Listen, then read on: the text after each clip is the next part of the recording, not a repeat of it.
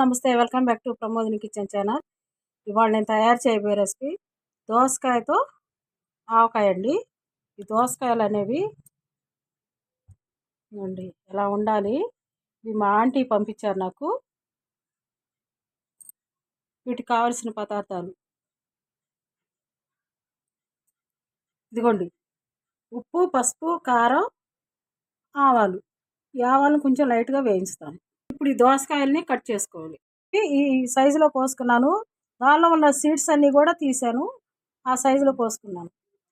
ఇవ్వండి, ఆవు పిండి మిక్సీ పట్టాను, పసుపు, ఉప్పు, కారం. ఇప్పుడు ఇవన్నీ మిక్సీ చేద్దాం. ఇప్పుడు ఇదంతా కలిపేద్దాం. చేత్తో అయినా కలుపుకోవచ్చు మనం, లేకపోతే స్పూన్తోనైనా కలపవచ్చు.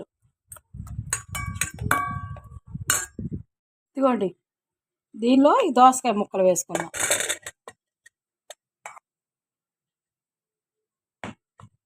దోసకాయ ముక్కలు వేసి కలుపుదాం.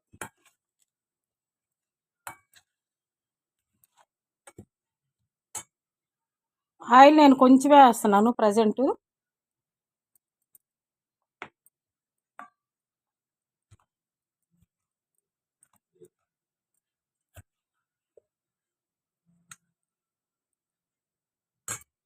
ఇదిగోండి, ఇప్పుడు ఇది వేసి కలుపుతున్నాను. కొంచెం ఇంకా